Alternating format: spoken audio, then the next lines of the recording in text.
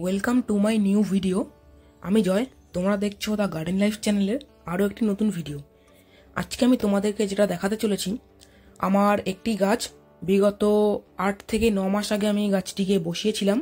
তো বর্ষার কারণে গাছটি রুট বাউন্ডিং হয়ে গিয়েছে, এত পরিমাণে শিকড় হয়ে গিয়েছে গাছটিকে না তুললেই নয়। আজকে আমি গাছটিকে তুলে নিয়েছি।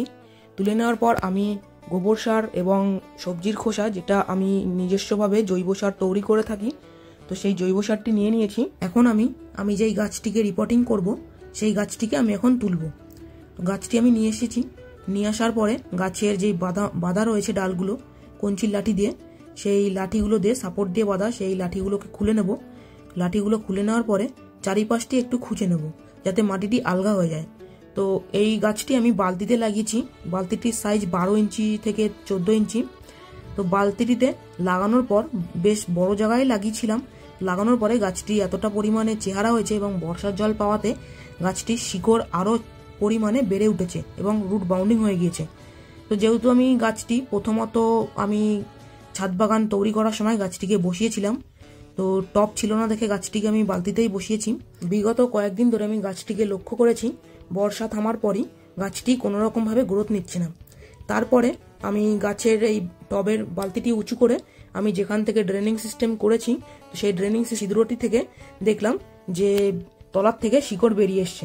তো আমি তখনই বুঝে গেলাম যে গাছটি রুট বাউন্ডিং হয়ে গিয়েছে, সেই কারণে গাছটি গ্রোথ নিচ্ছে না। এর পাশাপাশি গাছটির একটু খাবারেরও প্রয়োজন আছে, সেই কারণে আমি গাছটিকে একেবারে তুলে নিলাম। তো বালতির থেকে তুলে নেওয়ার পর এরা গোড়াটা ঠিক এইভাবে কেটে দেবে। আমি যেইভাবে কাটছি তোমরাও তোমাদের গাছগুলোকে ঠিক এইভাবে কেটে দেবে। এবং তোমরা যদি তোমাদের গাছগুলোকে অল্প কয়েকদিনে বড় করতে চাও বা আমার মতন এরকম বুশি করতে চাও, তো তোমাদেরকে প্রথমত একটি বড়সড় জায়গায় লাগাতে হবে। গাছটি বড়সড় জায়গায় লাগালে সেটা কি হয়, গাছটি শিকড়টি চারিপাশে ছড়াতে পারে এবং শিকড়টি খুবই তাড়াতাড়ি বৃদ্ধি পায় এবং নতুন নতুন শিকড় গজাতে পারে। তোমাদের যার যার কাছে পিঙ্ক মাহারা এই আইডির এই গাছটি রয়েছে, তো তোমরা এই গাছটিকে খুবই বড়সড় জায়গায় বসাতে পারো। বড়সড় জায়গায় বসালে গাছটি খুবই তাড়াতাড়ি গ্রোথ নেবে এবং খুব তাড়াতাড়ি বৃদ্ধি পাবে। তোমাদের টবের গাছগুলো রুট বাউন্ডিং হয়ে গেলে তোমরা সেটাকে তুলে ঠিক আমার মতো এইভাবে 4 ইঞ্চি বা 6 ইঞ্চি রেখে তোমরা শিকড়গুলোকে কেটে ফেলে দেবে এবং এর পাশাপাশি সাইড থেকেও শিকড়টি গোল শেপ আকারে শিকড় কেটে দেবে। এবং কাটার পরে তোমাদের যদি ভিজা মাটি থাকে, সেই গাছের গোড়ার মাটিতে যদি ভিজা থাকে, তাহলে তোমরা সেই মাটিটি একটু চেপে চেপে নেবে। খুবই আস্তে ধীরে কাজটি করবে, কারণ ভিজে মাটি এক পাশে কাটলে আরেক পাশ থেকে খুলে পড়ে যাচ্ছে মাটি। তো তোমরা দেখতেই পেলে আমি সেই কারণে আমি একটু গোড়ার দিকটা একটু মাটিটি চেপে চেপে দিলাম। তো এরপরে আমি এখন সেই গোবর সার যেটা নিয়েছি এবং গাছের গোড়া যে মাটিটি রয়েছে, তো এটাকে মাটিটির সঙ্গে মিক্সড করে দেবো। ভালো করে মিশিয়ে যেই প্লাস্টিক বালতিতে গাছটি বসানো ছিল, সেই বালতিতে আমি আবার বসিয়ে দেবো। তো তোমরাও যদি সবসময় ফুল নিতে চাও, তো তোমরা এই পিঙ্ক মাহারা এই আইডির গাছটি কিনতে পারো এবং গাছটি খুবই হেভি ব্লুমার একটি গাছ। গাছটির থেকে তোমরা প্রচুর পরিমাণে ফুল পাবে এবং অল টাইম পাবে। গাছটি কড়ি অবস্থায় গাছের ফুলের কালারটি একরকম থাকে এবং ফুলটি ফোটার পর গাছটিতে পুরো পিঙ্ক কালার হয়ে ভরে থাকে এবং দেখতেও সুন্দর লাগে। গাছটির থেকে তোমরা রিপিটেড ব্লুমার ফুল পাবে। এখন আমি বালতিটিতে মাটি দিয়ে ভরবো। প্রথমত আমি বালতিটির ছিদ্রতে একটু ইটের টুকরো দিয়ে নিয়েছি, যাতে ড্রেনিং সিস্টেমটি ভালো হয়। তো তারপরে আমি মাটিগুলো দিয়ে বালতিতে পুরোপুরিভাবে ভরে দেবো। মাটি দিয়ে বালতিটাকে একটু চেপে চেপে ভরবো, যাতে গাছ বসানোর কিছুদিন পরে মাটিটি একটু যাতে কম নিচের দিকে বসে যায়। এমনিও বসবে, কিন্তু যাতে একটু কম বসে সেই কারণে আমি চেপে চেপে দেবো।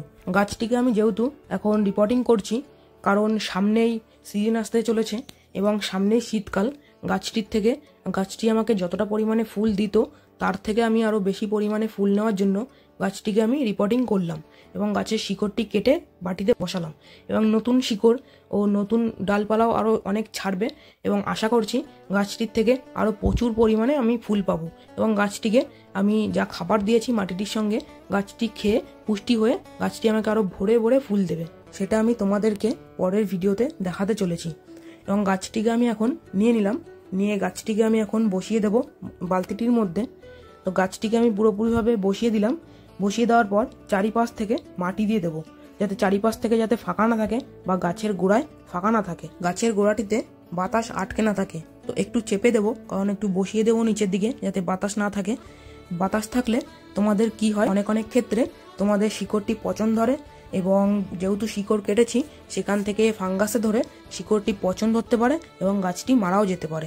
তো সেই কারণে তোমরা গাছটির চারিপাশ থেকে একটু মাটিটি চেপে চেপে দেবে। এর পাশাপাশি তোমরা গাছের গোড়ায় একটু বেশি পরিমাণে মাটি দিয়ে দেবে, এবং না দিলেও চলে। তো আমি একটু বেশি পরিমাণে দিয়ে দিয়েছি, কারণ কদিন বাদে গাছের গোড়ার মাটিটি একটু বসে গিয়ে আমার যতটুকু লেভেল অনুযায়ী আমার মাটিটি চলে আসবে। এরপর তোমাদেরকে যেটা করতে হবে, তোমাদের রিপোর্টিং গাছটিকে সাপোর্ট দিয়ে বেঁধে দিতে হবে, ঠিক আমার মতো আমি যেইভাবে বেঁধে দিচ্ছি। তো এইভাবে একটু সাপোর্ট দিয়ে বেঁধে দিতে হবে। যেহেতু গাছটির গোড়ায় শিকড় কম এবং মাটিও কম, তো সেহেতু হালকা বাতাস বইলে গাছটি নুয়ে পড়তে পারে বা গাছটি উবড়ে পড়তে পারে বা একদিকে হেলে পড়তে পারে। সেই কারণে তোমরা তোমাদের গাছগুলোকে সাপোর্ট দিয়ে বেঁধে দেবে। তারপরে তোমাদেরকে যেটা করতে হবে, গাছটির গোড়ায় জল দিতে হবে। গাছের গোড়ায় ভিজে থাকলেও তোমাদেরকে জল দিতে হবে বা শুকনো থাকলেও তোমাদেরকে জল দিতে হবে। জলটা এই কারণে দেবে, গাছটি তোলার পরে পাতাগুলো একটু ঝিমিয়ে পড়েছে, তো জলটা দিলে গাছের পাতাটি আবার আগের মতন সবুজ হয়ে ওঠে। নুয়ে পড়া এবং ঝিমিয়ে পড়া পাতাগুলো আবার সোজা হয়ে সতেজ হয়ে ওঠে। বন্ধুরা, আশা করছি ভিডিওটি তোমাদের ভালো লেগেছে এবং ভিডিওটি দেখে তোমরাও গাছ রিপোর্টিং করা কিছুটা হলেও শিখতে পেরেছো এবং তোমাদেরকে কিছুটা বোঝাতেও পেরেছি। হারাপিং গাছটি রিপোর্টিং ভিডিও এতটুকুই। বন্ধুরা, ভিডিওটি ভালো লাগলে লাইক করে দেবে, চ্যানেলে নতুন হয়ে থাকলে সাবস্ক্রাইব করতে ভুলবে না।